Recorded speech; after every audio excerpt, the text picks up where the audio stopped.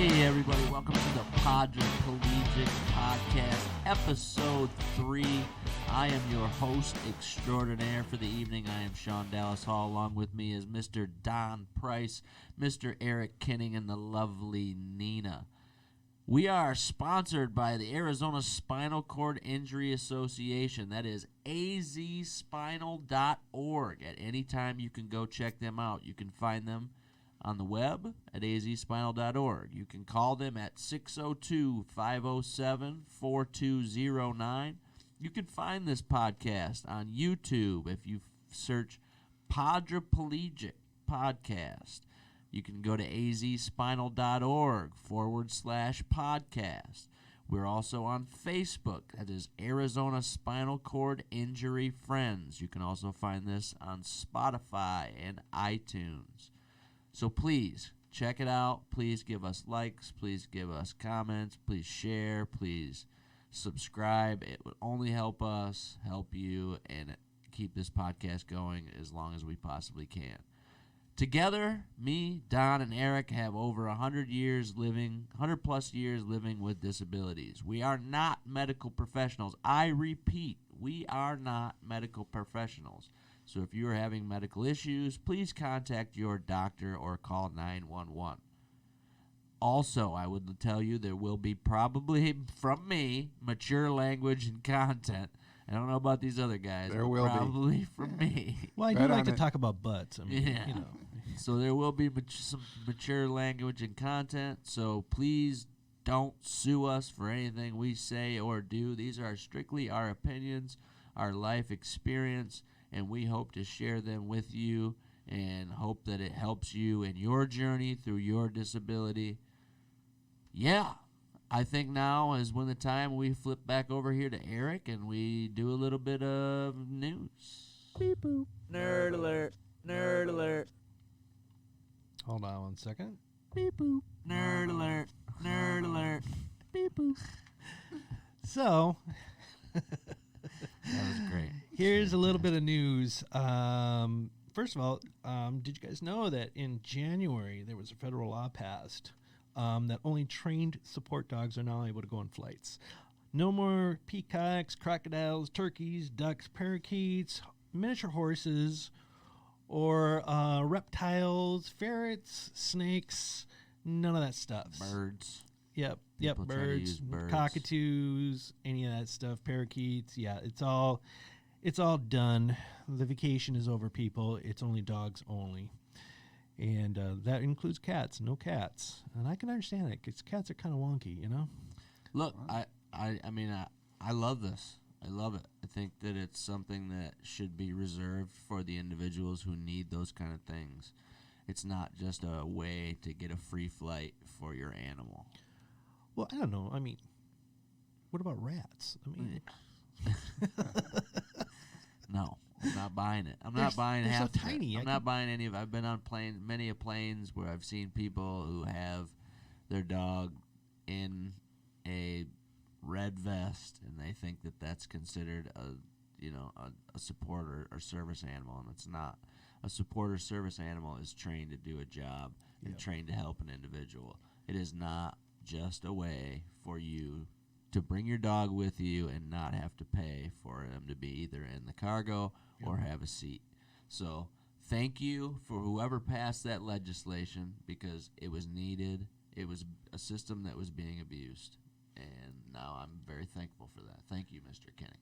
Yep, not a problem. In fact, you know, I was on a plane. The last time I was on a plane, they had a service dog on there. Beautiful experience. I mean, the dog was on the floor the whole time. Didn't make a mess or a fuss or anything like that. Very well trained. And it was a serviceman who needed that dog there. You know, I mean, obviously there was some past experiences, something going on. Sure. Yeah. When they are truly needed, there's nothing better. Yep. But like Shawn said, the system was being abused badly. And, people were using it as an excuse to hitch a free ride for Fido or some poorly behaved animal. Well, look, I mean, if you don't do it, it's going to cost you like $150 or something like that, or even more to take your dog with you. So a lot of people are just going and they have websites for the stuff that you can go and just spend $15 and you get a kit sent to your house, and that's it. And then you pass them off as it. But really, you should be providing a doctor-specific letter with you when you go to these places. Do we know if there's any certification required that you have to present to the airline, or? Well, a lot of times they didn't make you present it because all you had to do was have that red vest with the badge. And now they are starting to where you have to. So I mean, I know I have one that I carry with me every time I go on vacation for Teddy, when he's with me. You're his support animal? Yeah, I'm his support animal for sure. You wear the vest? Sample that one right there, huh? Yeah. But no, it's true though. But it's overused. It's being abused. It's quite like the disabled placards nowadays. It was really just getting hammer time abused, and I'm glad somebody finally stepped in and took control of that situation. The miniature horse, though, that would have just been fun to see. I'm just saying. I would have slapped the shit out of that person. Sorry. I started early on that one. Yeah. It's one of those kind of days for me on everybody, so get ready. Yeah, prepare yourself. Yeah. Gird your loins. Yeah, I mean, we could talk more about that. We can move into disabled placards if you want to, or you want to go to your next. Do you have another news one, or? Yeah. This is a recent one actually. And the last one was from January. This one's recent here in February. So there was an article about a gentleman who has diabetes, lost his leg, and he lives in Oklahoma in Storm Alley. And one of the concerns is that the shelters are not accessible. And it shows a picture of, like, their Wizard of Oz doors opening up and then there's stairs going down. And I mean, how do you get a power chair? How do you get any chair through that? I mean, if you gotta drop 10 feet, how does that work? And so one of the things that would happen is this guy was like, hey, I just have to stay home and hope for the best. It's like, do they really have to? I mean, really, you think of all the elderly out there, you think of all the people who have limitations in their movement, and there's a lot of them. It's not just like, 5%. There's a lot of people out there that have difficulty moving around. And to not be able to go down the stairs, I don't know. It's Darwinism at its worst, actually. The fact that we even have to talk about this and it's 2020 is just infuriating to me. Yep. We shouldn't even have this conversation. Infuriating. So, that's just one small example of a much larger problem. Yep. Think about high-rise buildings. If there's a fire, the elevators are shut down. How does somebody in a power chair get out? They cook. You have your area of refuge or whatever they call it, but there's a lot of things that we have to worry about that most people don't. I was in Long Island, New York, and for a competition, and wait a second, you competed in something? Swimming, yes. Uh-oh. Yeah, national, international. World Magic Conference? Dungeons and Dragons tournament. Oh, God. Beep boop. Nerd alert. Nerd alert. Beep boop. Yeah, Sorry, bro. You left that one out there. Man, you lobbed that one up. I had to smack that one out. Hanging curve. Yeah. No, what happened was there was a bunch of people staying in a dorm, a high-rise dorm, for the competition, and someone pulled the fire alarm, and competitors, caregivers, they got seriously injured, tried to get those people out. They got seriously injured. Some people got some major back problems just trying to move the individuals because the elevators shut down when you do that stuff. And so you got to figure a way how to lower these people down the steps. And it's like a sled. They use this sled device, and they didn't even have it at that time. It was just a mess. And so a lot of people really got seriously injured just trying to get out of that building. Yeah, I remember the story of 9/11 that they told of the guy that was in the chair when he was up in the I don't know, the 15th or 20th story. I know the story. I know who you're talking about. Yeah, and they knew they couldn't get out. And his buddy stayed with him. The buddy's name was Abraham Zalmenowitz, and I know that because every year when they come around with the 9/11 memorial, I track down his flag and just kind of salute it, because I think him staying with his buddy was kind of the ultimate sacrifice. For sure. Yeah, heck yeah, that was. Dang. And again, I circle back to the fact that, you know, this is an ongoing problem for individuals with disabilities. It's 2020, and yet we still are being overlooked in every aspect of government, overlooked in every aspect of any help through all these situations, and it seems like it's okay. For me, if it was any other segment of human beings, there would be a much greater push for this, and it would be an outrage, right? I mean, you just imagine if there was a restaurant that said, hey, no Mexicans allowed.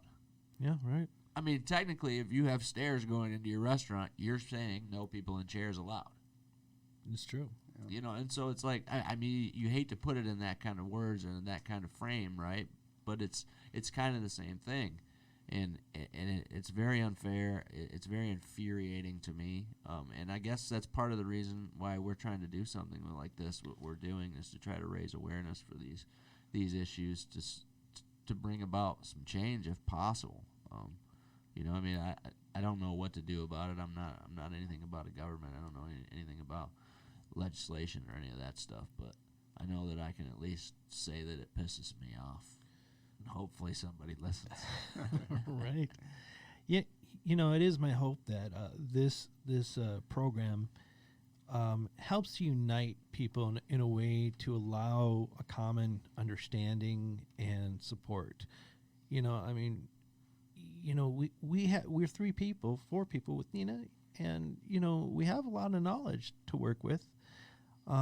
And we're going to have guests on here too. I mean, that's just going to happen. I mean, we're going to bring people in, and you know, I want people to have a voice again, because it seems like, you know, back in the day when the ADA was passed, I mean, people were on the phone. They were taking down phone lines because they were calling so much. They were working as a group, as an activist group. They attacked the situation from multiple sides. You know, it was very coordinated, and you know, it'd be nice to get something like that again, to where as a community we say, hey, this isn't done. We need to stand up for ourselves, metaphorically, of course, but we need to stand up for ourselves, you know, and that's the hope I have with this podcast and raising awareness, is having a centralized location for people, and where they can say, okay, we gotta do something about this. And I'm not saying I want to be an activist, but I am saying that maybe we can, hopefully someday we can get a decent enough crowd to where we can, I don't know, we could try to make something happen. I'm with you. I know that there are good people out there doing good things, yep. You know, that are pushing these things and trying to work through legislation and try to make it a more disabled-friendly world, I guess. But it's just not enough. I just don't hear about it enough, you know, and I feel like everything's moving so slowly. You know, I feel like we're falling behind other countries in this way, and it's just, it's not a good look for America overall. I mean, even with, you know, with 2020 being an election year, I've watched every Democratic debate so far, and I haven't heard them say a single word about anybody with disabilities. Not one time. How are we not considered in this, you know, in this spectrum, or why do our concerns not matter? Yeah, we're a huge voting bloc. The problem is we are not united. We have to find a way to let people with disabilities know if we band together, we can get things done. Yep. But right now, we're just pretty segmented. I will say, just today, I got an email from Jennifer Longden, who is a state representative, or I think she's in the House, and she is a person with a spinal cord injury, and we should have her on the show. I agree. But Yeah, she is starting a disability coalition, so she wants everybody with a disability to join her so that we have the power of numbers to get things done. And I know she would come in and talk. So, Jennifer, if you're out there, we'd love to have you on. Absolutely. Oh, yeah. And, yeah, let's, having that coalition, man, that would be amazing. That would be amazing. Yeah. Awesome. What are we moving on to next? Okay, so let's see. I got one other article. They're using robotic exoskeletons to help people with MS to move around. So I guess when you have MS, the more you use your limbs, the more you, when you use your muscles, especially if you're doing a lot with your muscles, you tend to tear the fibers in your muscles, and normally you would heal back up and your muscles would gain more strength.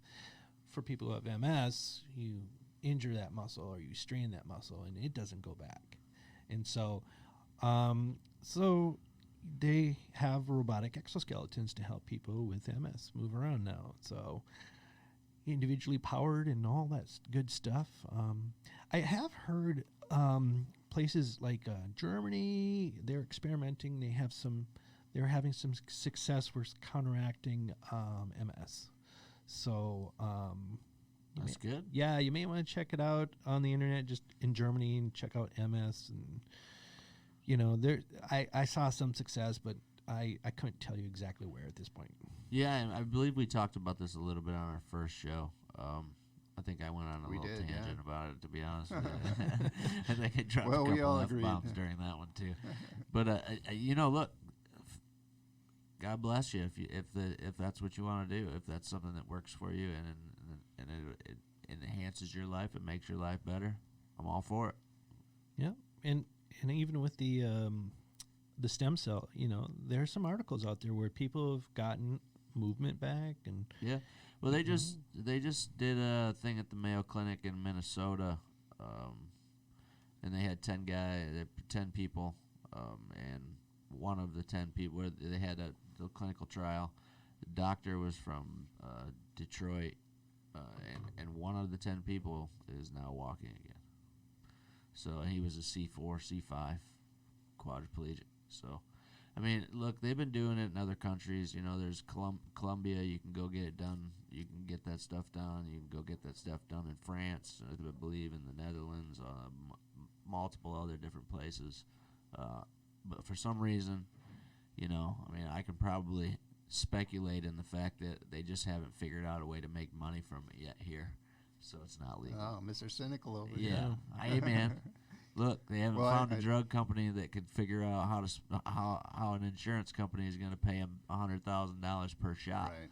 So until that happens, I think the FDA plays a big role as well. They don't allow anything to come to market unless it's been tested and over-tested and tested again. Except I think they're starting to do some trials with stem cells now in the States. Yeah, that's what I was just saying, the one in Minneapolis. There's some in Scottsdale. Yeah, there's a Scottsdale one too. And they do different stem cell stuff, but I think we really have to bring an expert in on this one, but there's different types of stem cells, right? So like only certain sets of stem cells are able to be used in the United States, whereas like the more potent fetus ones come right from the fetus. And there's ones that, like, stem cells have DNA markers on them, and they have a process of taking it from like the first couple layers of the placenta, and then that it doesn't have any DNA markers, so it just becomes stem cells without DNA, and those are really good for this because you're not inheriting anything from the DNA that's going to change your DNA. So if there's some sort of, you never know, someone's DNA could be carrying all kinds of stuff. So, absolutely. You could inherit some things that you didn't want to inherit.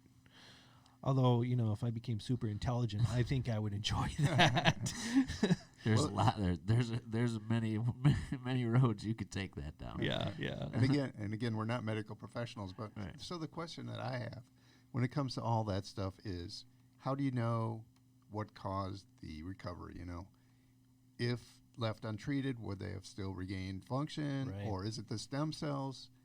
You don't really have a way to do a double-blind study because you don't have two exact injuries, and you won't be medically unethical to not treat one and treat the other one. So, it's a question that I've always had about these studies. Yeah. That's a deep one. Yeah. Yeah, because you... Are we going to nerd alert for that? No, you can. Nerd alert. Nerd alert. That was a very deep question that if you really wanted to go down into, you got to kind of really start thinking outside the box of different things. I'm not prepared to do that today. No. Well, I can tell you that I've had my injury for, I'm 50 now, so, but I can tell you that I've gradually gotten better in some respects. Not totally, but my spasms are less. My feeling is a little better. Every once in a while, something will turn on that hadn't ever turned on before. And so but again, it's been 50 years, so you would think my system would be a little faster than that for healing, but I think it really is, it can be very slow. You got your spinal shock, which could last a year, or whatever, and then after the swelling goes down, then, that's when people, start making some gain, or at least that's what I've seen. Yeah. So I don't know. And again, I'm not a medical professional. I'm not the amazing Criskin. I'm not going to tell you what's going to happen here. For me, or go ahead. Well, I was going to say that might be a good segue to get into talking about our own disabilities, because we really haven't addressed that in previous shows. So okay. I'm curious. Fire up, Shawn, bro. How did you get injured? You want to start us out? Well, I'll start it off. Sure. Yeah. I have wait a minute. Can I have this memory segment real quick? Hold on. Ooh. As Don moves back into the annals of time. Do you mean the annals of time? That's what I meant, the annals of time. I'm not going there. So, if I can regain my composure here. My injury is at a C5. I was injured in a diving accident when I was 18 years old in Wisconsin. A bunch of us high school friends, we went out to the local swimming hole, and everybody ran from the car. Everybody dove into the lake, and I just happened to dive a little too deep because I didn't realize there was a sandbar there. Hit my head on the bottom and immediately was unable to move and floated face down, holding my breath, and realizing immediately what had happened to me. I knew. And I just held on for one of my friends who finally saw that I wasn't moving and flipped me over and saved my life. And from that point on, I was rushed to a hospital in Milwaukee, and this was in the early 80s, so the whole rehab scene was very different from what it is now. They just give you a bunch of cocaine when you get in there. As soon as you showed up, they just lined a bunch of cocaine up and was like, here Sniff you go, this. bro. Pretty much, yeah. I did traction, but I was in the acute hospital for 2 months and then 5 months of rehab. Did they put you in a halo? I was not in a halo, but I was in, they call them tongs. So it was, think of like, ice picks in your head that screw in.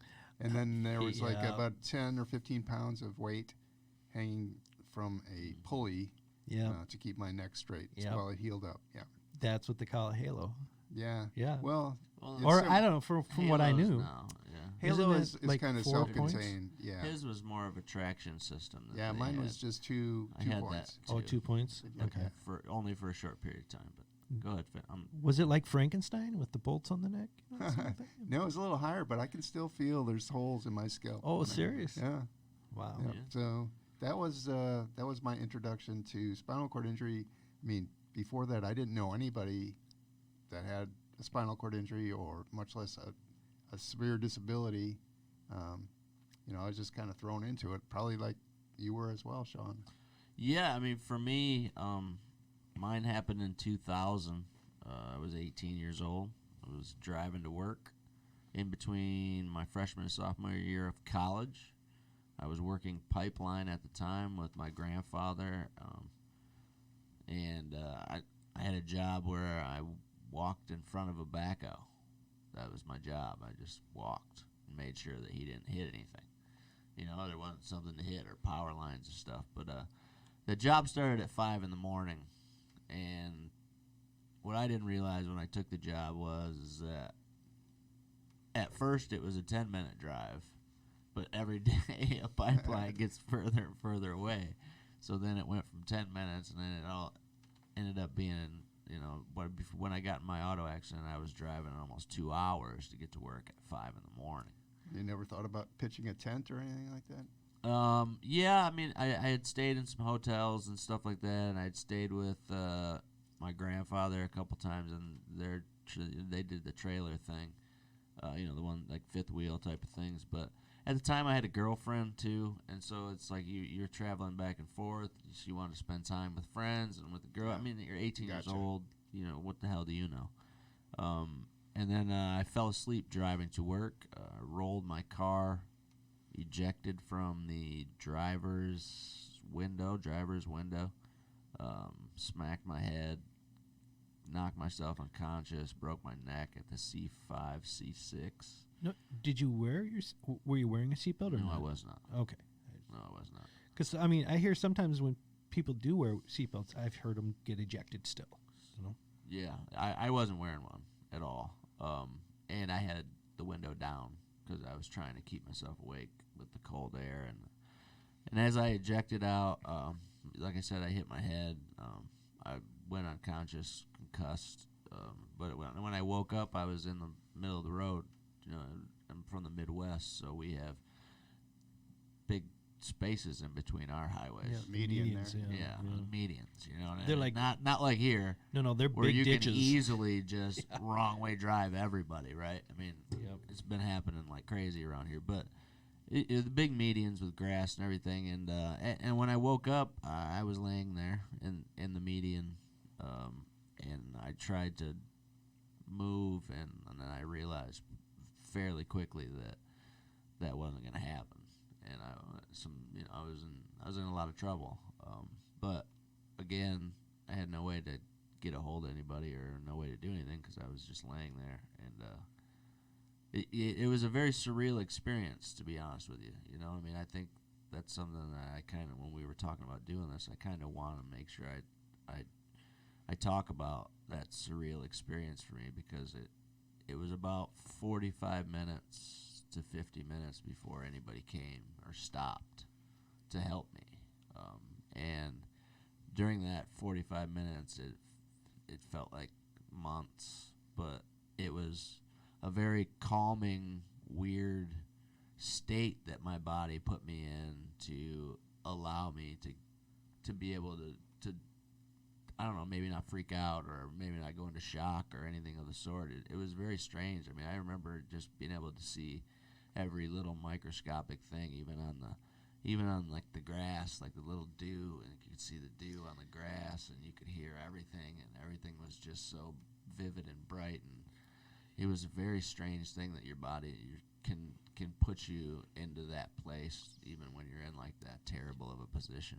And finally, there was a guy sleeping in his truck driver, not too far away. And when he got out to get ready to start on his haul, he noticed my truck over there, and he was like, "Man, I gotta go check that out." And he came over, and he was wearing a hat that said, "Keep your attitude. I got my own." You remember that, huh? Yeah, I'm telling you, I remember everything about being there. I mean, I could taste it. I can still taste it to this time, like the air and everything. And what you're describing too. Like I do a lot of mindfulness, and I mean that seems like you're being very present to the moment. Oh, absolutely. I think that my body may have released a little bit of DMT at the time because I think that it thought that it was going to die. Yeah, the body does that too. Yeah.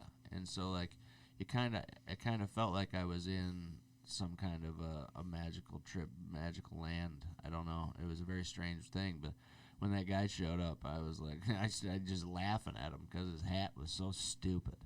He was wearing the dumbest hat I've ever seen in my life. Keep your attitude. I got my own. I'm like, oh, jeez. How appropriate. Yeah, and he's like, great. And then he says, hey, man, what's going on? And I was like, dude, I just wrecked my car and flew out of it, and I can't move. And he goes, oh, okay. And I was like, hey, I have a cell phone in my truck. He goes, what's that? This was like at the very beginning of cell phones, right? Oh, dang. Did you have one of those big, like, 80s ones that looked like, military brick? I had a Nokia brick? one. It was like the very first Nokia phone. It was flip big. phone? No, it wasn't even a flip phone. It was just like a big, I don't know, like a kind of a brick in your hand, like a Hershey's candy bar. You know, that's about the size it was. The guy goes, what's that? What's a cell phone? I was like, dude, it's in my truck. It's in the middle flip thing. Just go grab it. And he didn't even know what he was looking for, but then he ended up finding it and then bringing it over, and I didn't have any service. So he had to go back to his truck, and then he was driving for Walmart. So he radioed to his dispatcher at Walmart, who then called 911. Oh, dang. So then it ended up being something where Walmart got involved in the whole thing too. And, like, what's going on? What's happening here? Wait, one of our truckers is injured, and then it turned out to be some big thing, and then he ended up getting some award thing somewhere, I think, after that too. But then I got Samaritan, picked up. Right? They stole my earrings. Did you stay in touch with him, or I tried? Yeah, we tried. We tried to, but he's a hard man to keep locations on. You know, he didn't keep up very well with back and forth, transmissions at the time, which were letters. I don't know if you guys know what those are. If anybody What's a letter? But yeah. So they came. They put the thing on me, and I had 2 1.5-carat diamond earrings at the time, and I was very specific at what I wanted them to do with those, and they very specifically put them in their pocket, and I never saw those again, which is bullshit. Geez. We got a bullshit alert. We do not. We need one of those, because that was bullshit. Yeah, that is. But then, so they take me to the hospital. I also then, I had the weight drilled into the back of my head so they could stretch it out, and then after they did the surgery, I had that in there for a couple days, and then they put the halo on me, and I had a halo. It was in a Mary Free bed. After that, it's a rehab hospital. I was in there for around 3 months. Where's that? That's in Grand Rapids, Michigan. Okay. I was in there for about 3 months, and then I went home for a month and returned back to college that next month. No kidding. Yep. Wow. Wow. So that's impressive. I only missed 1 semester of college. Dang. That's impressive. I knew if I didn't get right back on that horse was going to run away from me, man. And I didn't want that to happen. So I got right back on it. I only took 1 class that semester, but it was a great way to get me back into being part of life again, because that was a very difficult time for me, because you go through those changes of who you were to who you are now. And yeah, absolutely. And the adjustment from being who you were, like you said, now you're in a chair and people are looking at you differently, and just the fact that they're even looking at you, right? Like, you're already feeling down on yourself or different because you look different, and you can't do things that you could, and you're not the same person as you were. That's what you think to yourself, at least, and not to mention at the time, there's a lot of drugs involved in this story too. They turned me into a drug addict instantly. Yeah. And I've heard of that though. People go in their injury and they get on the painkillers, and that's very addictive stuff. Yeah, you don't realize how prone you are to addiction and those kind of things until you're like right in the middle of it. And for me, it started with Demerol in the hospital, and once I they gave that to me, I was like, wow, this is the way I want to live my life. Like, this is great. You know, like, this, I feel awesome. And then once that wears off, you don't feel so awesome anymore. So you got to keep taking it, keep taking it, keep taking it. And, you know, that was a good 7 years of my life right there of just numbness and dullness and no feeling. And, you know, and it's a really strange thing. And I know that we'll eventually get into the opiate problems and the opiate addiction problems, and I can really get more into that, because that's a rabbit hole that could take us an hour for sure. But it might be a couple episodes for that one too. I think we got people that we're going to have come in for that. Yeah, and so for me, I'm a C5, C6 incomplete, I guess, if I want to round it out. I don't want to take the whole time up. No, it's that was very good, actually. I really enjoyed listening to that. Yeah, so I'm paralyzed. I'm in a power chair. I know Don's in a power chair too. I use a power chair. I had the ability to use a push chair or a manual chair, I guess.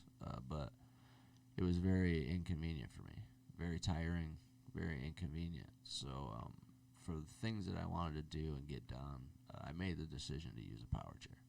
You know, I know for some people who might be listening, and they might be early in their disability, early in their injury or something, and they might have that option. You know, I personally can say that I kind of wish I would have stuck with the manual chair, just because I feel like it offers you a little bit more freedom to movement and getting around.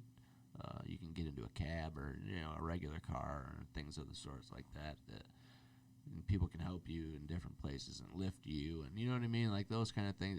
It's much different situation, but I'm not complaining. But yeah, so I chose the power chair, and it's helped me out. It's made me be able to achieve the goals that I've set forth in my life. So, you know. Yeah, it's a trade-off for sure. Yeah. You know, you have to choose your battles. How much energy do you want to expend propelling your chair? You know, like you said, the other issues as far as getting access to a cab or an Uber or whatever. Those are things you have to weigh personally and figure out what works best for you. Yeah. And for me, a power chair has given me more freedom. And again, I save my energy for other things, but certainly respect other people's decision to use a manual chair. Absolutely. Yeah, so, you know, I feel like it for me, like it would have been a good way to be able to stay physically more active. But the trade-off, again, like Don was talking about, the trade-off was so brutal for me, to being in one. I was uncomfortable the whole time, and I was just tired, always just tired. After 10 minutes, 15 minutes of my day, I'm exhausted. And I'm like, man, you know, like, how am I supposed to get schoolwork done when I'm just tired all the time? So, I mean, that could have been drugs, too. Who knows? But well, I mean, there's some legitimacy to what you're talking about. Like, I'm in a manual chair, and I went to the Renaissance Festival the other day, and I did a once around the park, and I got to tell you, when I got home, man, I was sore, and I was exhausted, and it took me a couple days to recover from that. It was not an easy recovery, and, you know, I stay pretty active, and... How many years have you been pushing, Eric? It hasn't been your whole life. No, so I suppose I could just jump in a little bit, huh? Yeah. So mine was a birth injury, and I was born breech. I was born 2 months early, and I couldn't go to the bathroom. Everything was stopped up. Everything wasn't fully developed at that time. And back in 1969, you know, the medical community, you know, I was pretty small for what the medical community could handle, and so long story short, I ended up having partial paralysis of my legs, limited bladder control, limited feeling, and a lot of spasms growing up. And I learned really quickly, and my mom was very much someone who helped me to take care of myself. She really gave me a sense of independence, and And I just did what I wanted to do anyways. I have one of those spirits that once I get stubborn and down to it, I just do it. Are you diagnosed with spina bifida? Is that accurate or not? It was literally a spinal cord injury. Because I was born breech, they did all kinds of studies to try to figure out where the neurological break was, and the best they could come up with is because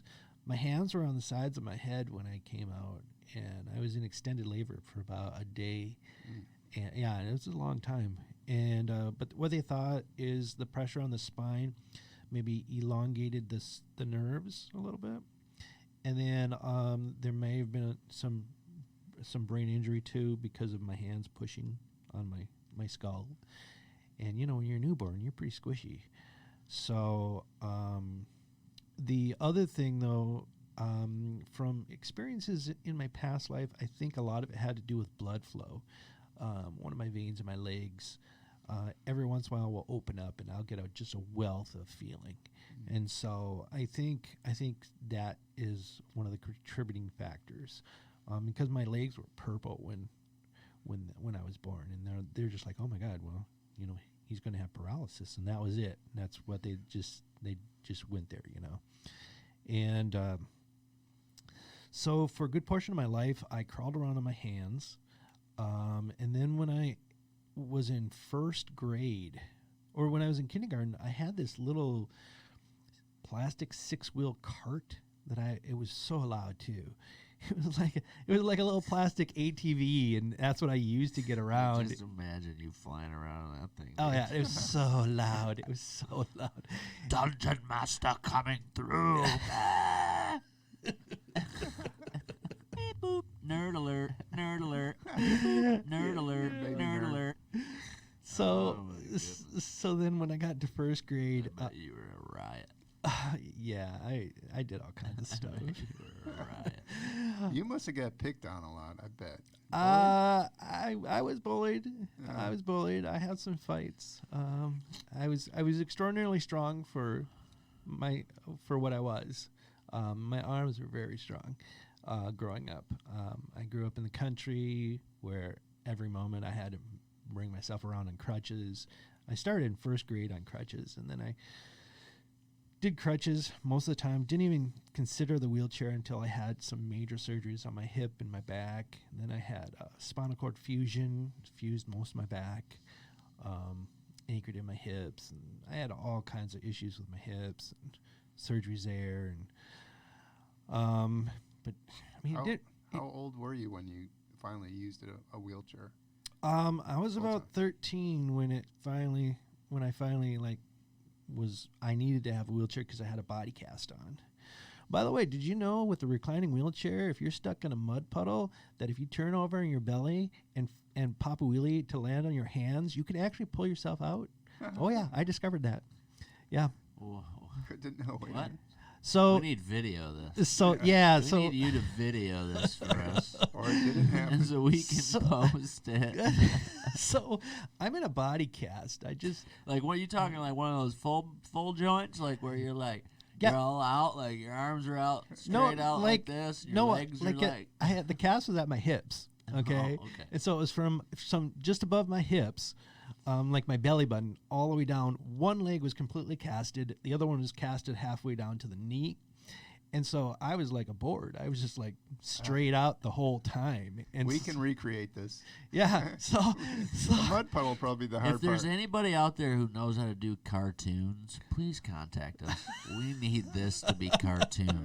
Okay, this needs to be cartoon for sure. So I'm in a reclining wheelchair, and I'm on the farm, and I'm rolling around for some dang reason, and for some reason I got attracted to a mud puddle, and I'm like, hey, I wonder if I could go through this. And I couldn't. I got stuck. I got promptly stuck, and no one was around. And so I'm like, because it was chore time, so everyone's doing chores, and I'm just sitting there going, dang it, I got to figure out a way to do this. And so I figured the cast is pretty heavy, so if I turned on my belly, and then if I popped a wheelie and landed on my hands, there's a good chance that I'm not going to go flying out of this chair, and then I'll just pull myself out with my muscles, And I did. And then I was so happy. I was like a kangaroo just bouncing around, just pulling this wheelchair around the yard and going as fast as I could. And I would hang on to the back of lawnmowers and while they're mowing the lawn and let it pull me around. And I was doing all kinds of crazy stuff. I did so much activity that my mom got mad at me because I got dirt down my cast. And she was like, you're going to get some serious sores. So she borrowed a vacuum from the neighbor. And she has this long vacuum wand, and she's like shoving it down the cast, and sucking all the dirt I need this. I need this video. Somebody's got to recreate this. So yeah, and so I was 13 when all that happened. And between 13 and 15, I had the back surgeries, and I had a really severe scoliosis. I had double curvature of the spine. It was about 90 degrees, and they had to do it because really the prediction was I wasn't going to live to be 18.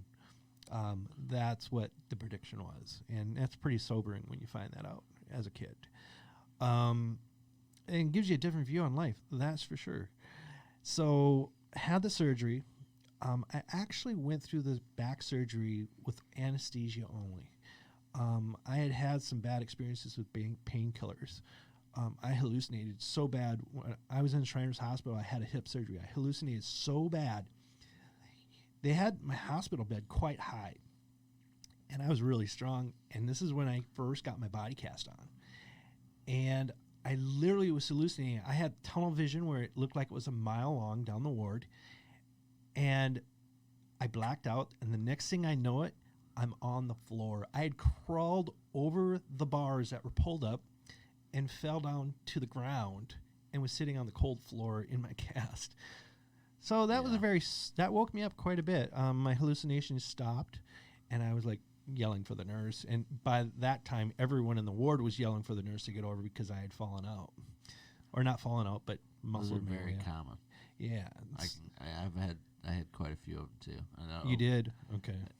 I used to think that my hospital room was right next to the train station, and then I used to hear trains horn. There's train horns all the time.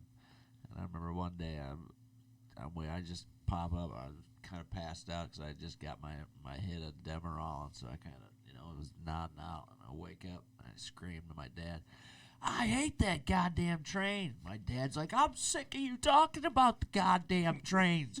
There's no trains.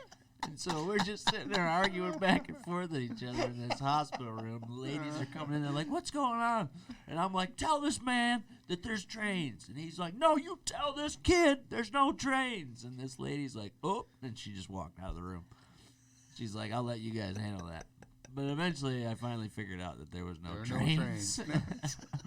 And so for like 3 weeks I had thought that I was right next to a train station. And then everybody kept asking me why. I kept asking them, like, hey, I wonder where those trains are going. Like, what are they doing with those? And then people would be like, okay, man, cool, whatever, bro.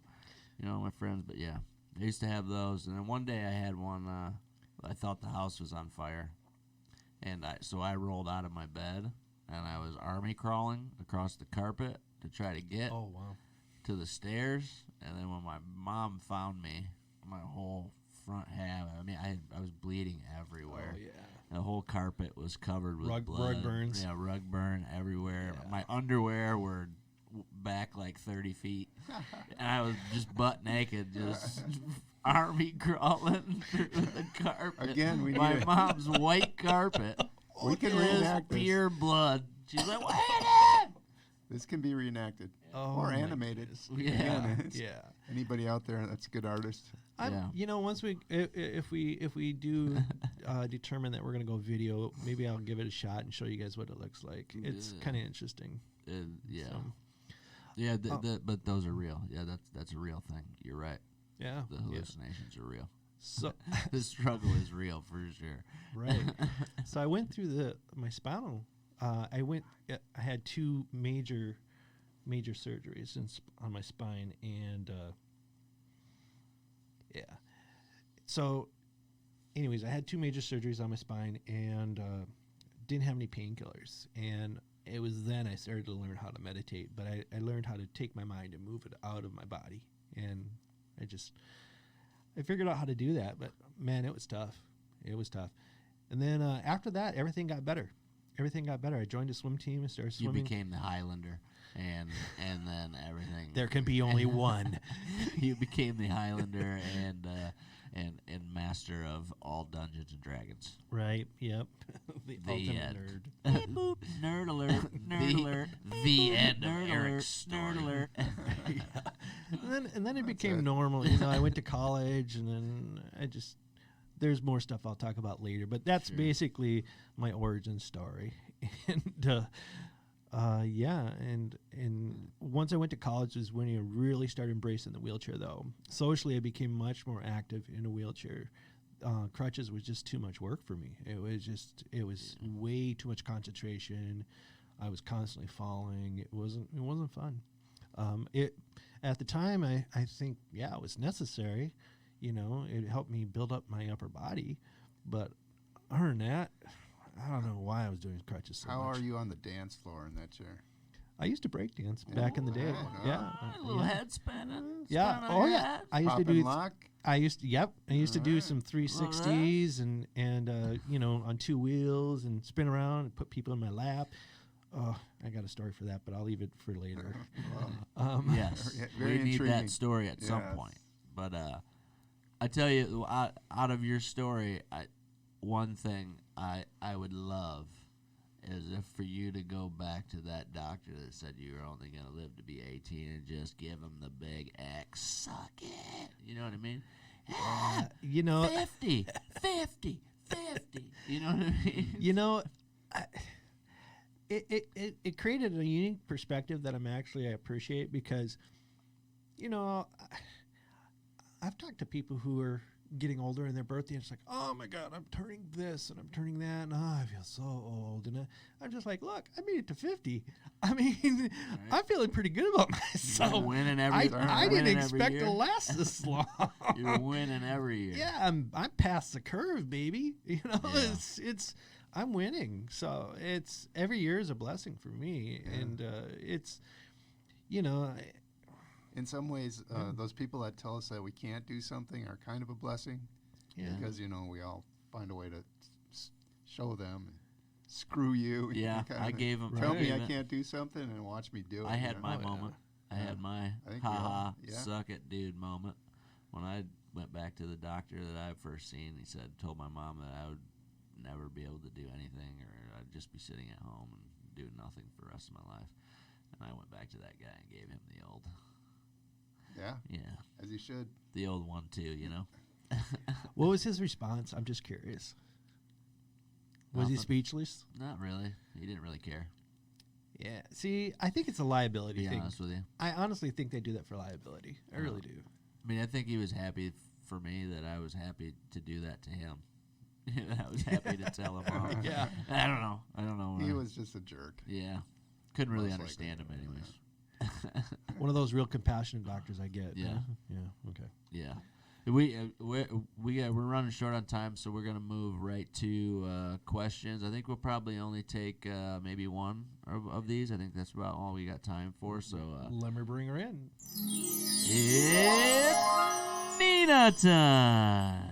Hi, everybody. All right, I got a fantastic question for you from Victoria Wilkinson. She says, I'm going for my first urodynamics test to see if I can qualify for bladder Botox. Do you have any experience with either of these? Am I the only one in the room who has Botox shots? Has done Botox shots?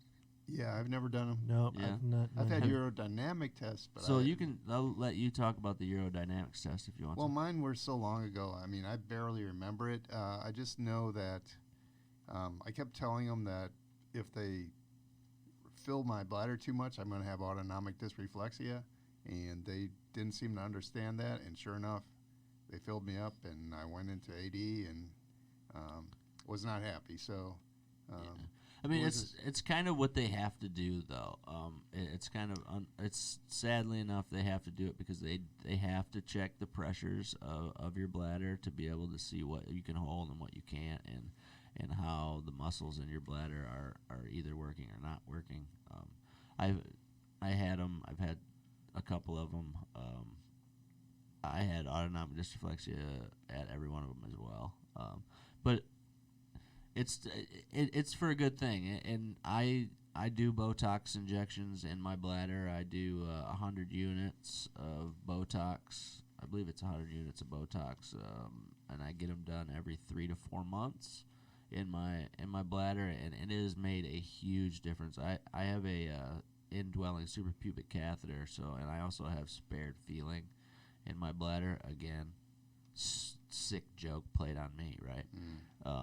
So I can feel the balloon in there, and the catheter in my bladder. So ever since I started getting the Botox, I no longer can really feel that as much. Oh, so that's a blessing. Yeah, which is good, which is really good, and it also takes away any of the spasticity in there.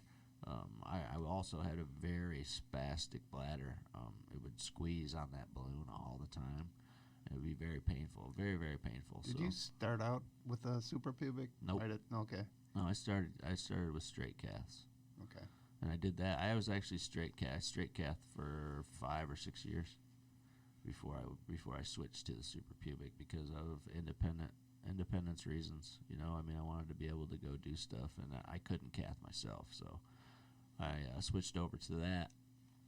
But the Botox shots have been a blessing. What was her name again?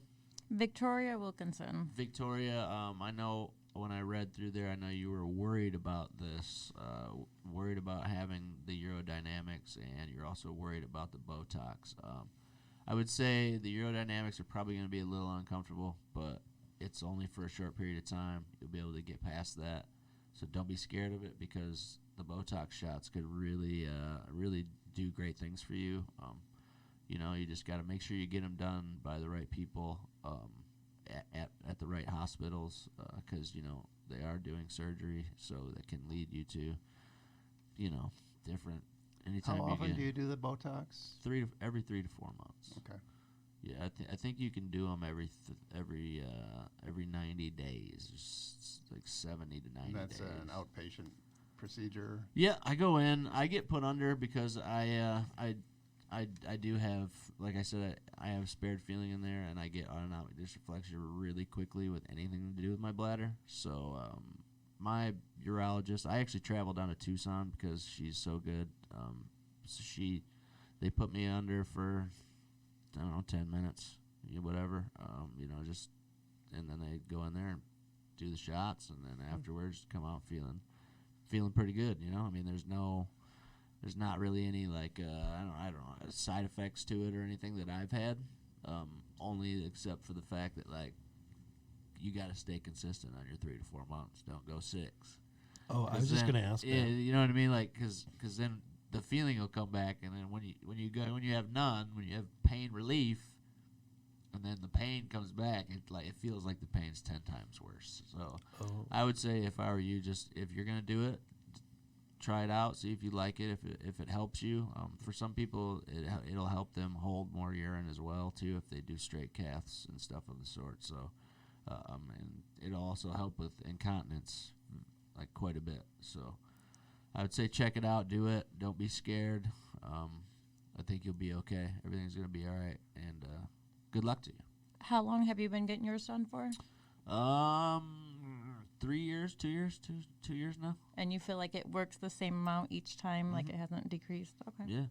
Yeah. I think it works fantastic every time I get out. I look forward to getting it because when I get towards the end of the 3 months, working towards 3 to 4, you got to try to make the appointment. Sometimes you can get to that 4 months in a week or so, and you can start feeling it again. And you want to get those babies in there because it is a relief. It's a good thing. I'm glad I found it, and I'm glad I do it. I'm glad I use it. Cool. I've heard good things about Botox. Actually, they use them in multiple different ways. I know a lot of people who have really tight muscles and stuff like that with MS and CP and all those type of things. You can get them in that too, and it'll relieve some of that. They use it for spasticity in a lot of different ways too. So, and if you got a little extra, you just put some in your eye, right on your eye, corner of your eye, to get rid of them crow's feet. Looking smooth. Got it, Right. Keep that Hollywood face going. Right. So. Get those delicious lips going. Yeah. Yeah. So I say I'm all for it. I'm a huge proponent for it. I've put several other people onto it, and they get it done, and all that, and they love it too. So good for you. Okay. What else we got? You want another question? We got time. I mean, we'll do one. We got one more. But yeah, let's just go through it. Yeah. All right. All right. Jesse Lee Rumpel. Has anyone gotten cortisone shots for bursitis or pain injury in their shoulders? I have. I used to get a lot of cortisone shots in my neck and my shoulders, but I stopped doing it because that stuff can really build up in your muscles and in your around those areas and actually cause more inflammation. I did get relief from my pain, but sometimes relief from pain is not always the best idea, because then you push through things or you work muscles that your body's sending you natural pain signals because it doesn't want you to use that anymore. It's telling you that you overused it, it's inflamed, please stop. And so with me, I would get the cortisone shots, and then I would just I'd just keep doing crazy shit and, you know what I mean, working out and doing all this other stuff, and then I'd end up tearing muscles or hurting things. So I personally don't recommend them, but again, like we said before, we are not medical professionals. I stopped doing them. I went to more holistic ways where they did different types of holistic shots as opposed to cortisone, because cortisone is actually, fairly damaging drug. Steroid. Yeah, and it's a steroid, and it's a difficult thing. One of the things I can talk to on this is I don't like taking that stuff. I mean, for me, it's really a choice, and I've sprained my wrist so many times I can't even tell you. One of the things though that I did is I injured my shoulder back in the day from swimming, and that had been a constant bother for me. And I like to meditate. I mean, I've been doing it for over 20 years now, and I found an acupuncturist to work with that's really good here in the valley, and we were able to remap it. And I went from having constant pain every day in my shoulder to I don't have any pain anymore. It took about a year to get it remapped, but, as an alternative, I mean, it's the best that it could have been. What happened at first it went numb. And then every once in a while I have little shooting pains. And then after that, it's like the memory of it would bring it back once in a while. But then after that, even talking about now, sometimes would bring it back. But it doesn't even bring it back anymore. Like the last couple months, I haven't noticed anything. So, I mean, there's some validity to this, because I had that injury for years. I mean, it was something I had to be concerned with. There's multiple other different avenues that you could try to go down and try. And Eric, this is what I would say to you. I would exhaust all options before you move to something heavy and steroid of something of the sort. Like, try everything else. You use cupping. There's all different things. There's so many different treatments for those things. Hypnosis, massage. Alternative medicine. Oh, yeah, we still got to get that hypnotist in, don't we? Yeah. Don's dying. He can't wait for it. When I do get a hypnotist in, people, so we're definitely going to put in the episode that you do not listen to this while driving, because maybe we can get the hypnotist to actually do it on someone here or all of us, or whatever. Yeah, that'd be cool. It'd be cool. I would like it. I think it'd be fun. I want someone to crow like a chicken. Seriously. Yeah. We got one more. You want to do one more? All right. Last question here. Selena Utter. Anyone know of any foundations or groups that give grants for equipment? This is right up your two alleys here. This is not me. Well, not my alley. Yeah, I mean, if it's sports equipment, there are. You know what? Really, I mean, get a hold of azspinal.org and call the number to the place. That number is 602-507-4209, by the way, and that is azspinal.org. Yep. So I would follow up and either visit the website or call. We do have a lot of resources on that website. And if you call and you talk to me, what I'll do is I'll track some people down and see what I can find out. Because if it's sports equipment, I know you have to be playing the sport for at least a year before you can qualify for a grant. But there is a grant out there. I just don't know what it is right now.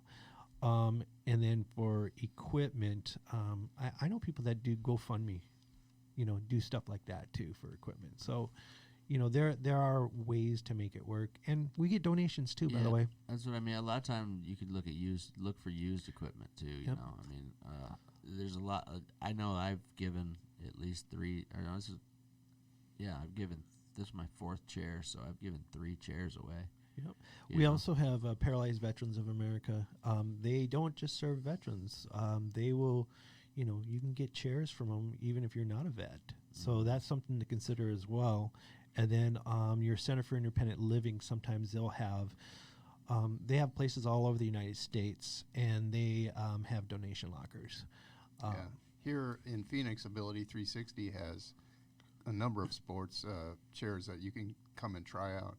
See if you like a sport, or I don't know the specific of what she's looking for or the question, but there's opportunities to try equipment before. And then, sometimes things are donated or available, used at a reduced price. So, definitely contact us and we can figure out something.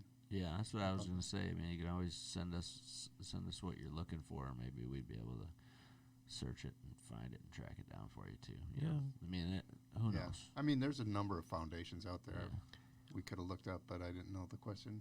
But they're out there. So I think that your best bet's to Google search that one too.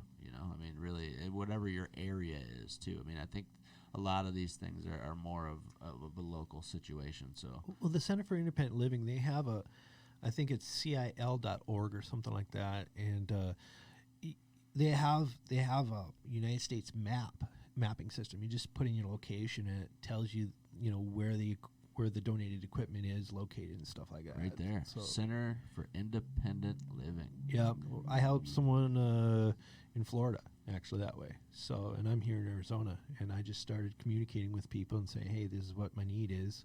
You guys got anything?" And there you go. Look, I thought today was a great show.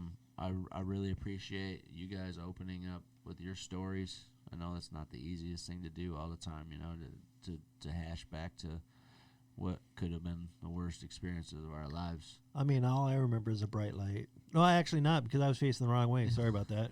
So it was pretty dark the whole way. Look, that's what I mean. You got to be able to see the humor and all these things too, right? Yeah, I started out mooning everyone, so I'm fine with this. You came out just showing your ass. That's right. I was just like, "Hey, look what I got." Still doing it. But I thought that was great. Thanks, Don. Thanks, Eric, for sharing your story. Yeah, thank you. Yeah. And thanks for the questions that the people sent in. And send more questions. Yeah. Thanks for the news. Those were good news stories. I thought those were good. I thought those were good topics. And we'll be back in 2 weeks. We'll have another one dropping in 2 weeks. Yep. There's one today. Yeah, we just dropped one today. And we're going to try to do every 2 weeks. Over the summer, it might be kind of harsh because we got people going on vacation. Sure. Maybe we can get some interviews during that time, too. Yeah, that'd be good. And I'll be out of town for quite a while. Yeah, you're going to be gone for like a month, right? 2. 2 months? Oh, yeah. So, we may have to try to fill your shoes. With good luck. Yeah, I know, right? That's going to be tough. No way. Good luck so on that venture. We may need some pointers on that because I don't know if I can talk straight for an hour. Yeah. What else? So like again, please find us on YouTube. That's Podriplegic. Yep. Podriplegic. That's it. Podriplegic. Check us out on there. Please hit subscribe. Leave a comment. I mean, if you have a question or anything like that, you can hit it right there on the comment page. I just thought about this. if they're listening to this, they have found us. Right. Maybe somewhere, right? But I mean, we're in many different mediums. I always wondered about that. I'm like, Spotify, iTunes. Yeah, I'll have to do like a blast or something on Facebook. azspinal.org/podcast. I mean, you can find us at multiple different places.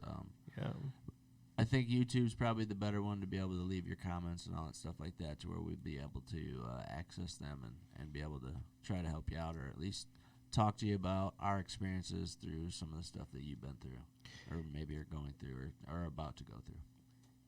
Just as an idea, as an afterthought, we should get caregivers or family members too. Yeah.